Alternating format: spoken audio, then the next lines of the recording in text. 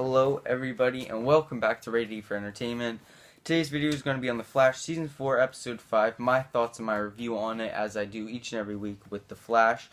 And I'm just going to talk a little bit about the episode and give my review of it.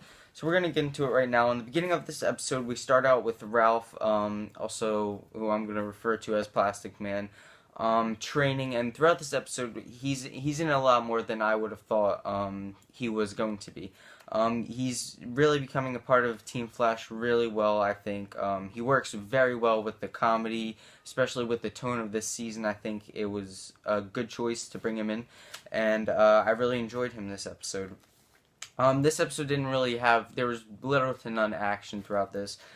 Some, like one or two scenes, but other than that, it was a very just fun and lighthearted episode because it was more about the bachelorette and bachelor party for Iris and Barry. And with the bachelorette party, we have Iris, Cecile, Caitlin, and Felicity, who comes in from Arrow every once in a while into Flash. And I think her character, my thoughts on her character, I think that she works in very small doses, and she worked very well coming into the Flash once in a while, so she didn't get annoying at all. However, this did feel like it's Iris's show for this episode. I think that they need to tone her back a little bit, and I really hope that they do throughout the season. But a pretty fun episode with the bachelorette party. We have Caitlin's, that creepy guy from the bar with the weird eye, comes and tries to take her to Amunet. We don't know who she is yet, but we find out in this episode. And then Caitlin eventually turns into Killer Frost, and she eventually goes to Amunet, who is played by Katie Sackhoff, which I thought she was a really cool character. I really enjoyed her character this episode. She had a really cool ability with the Iron Fist that she could shoot stuff out of and make shields out of. I thought that her character was really cool. She was like this mob boss for metas and stuff like that. And apparently Caitlin 6 months back made a deal with her so that she can keep Killer Frost down, because she had this thing that she can tone her powers down, I guess. And now she wants her back to work for her. As we go back to Barry's bachelor party, they eventually, it starts out very boring, and then Ralph eventually comes, invites himself, and takes them to a strip club, which was hilarious. Throughout the entire episode, we kept cutting back to the strip club, and it was hilarious. I loved it. Barry gets drunk from Cisco making this concoction that could make him drunk, and he was just hilarious throughout this episode. However, there was little to none, there was no Flash in this episode at all. We just had Barry in 4 different scenes being hilarious, which was a little disappointing, but still pretty funny. And eventually at the strip club, there is Cecile's daughter, who works there. Apparently she's working on a book for females or whatever.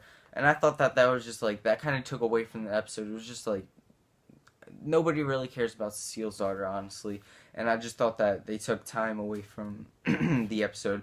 But it does give Joe, throughout this episode, you can tell that he's nervous and scared to have another child. So I think that played into it a little bit. And Cecile eventually reveals that she's terrified to have this baby as well, which I think that their relationship works really well with that. Eventually, we have some cool action scenes with Killer Frost and Amunet, which I really loved Killer Frost this episode. I love seeing her. She's great, great for the show. Eventually, towards the end of the episode, it looks like Killer Frost might be turning over a new leaf. She eventually fights off Amunet with the help of Iris and Felicity.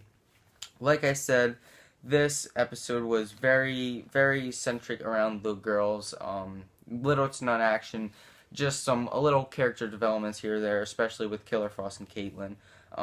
And there is a new meta, I'm guessing one of the 12, that the Thinker creates, and he is taken by Amunet, but then he eventually gets freed by Iris, and he's running and eventually gets chased down by the Thinker.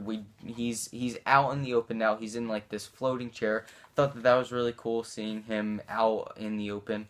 Don't know what his plan is still, but We're gonna see what happens throughout the season. Like I said, a very, very not very action-packed episode. This episode, hilarious still with with the tone of this season. Just I really hope that they start amping it up because it's really becoming not much of the Flash and more of Team Flash. But like I said, a fun episode, just kind of throwaway. We'll see what happens more with this season. Hope it amps up. Thank you guys so much for watching. I hope you enjoyed, and if you did, please leave a like. Please share the video. It helps out a lot. My content will get better as I grow and as the channel grows. If you want to follow me on Instagram, it's at rated_E_4_entertainment, and on Twitter at rated_E1.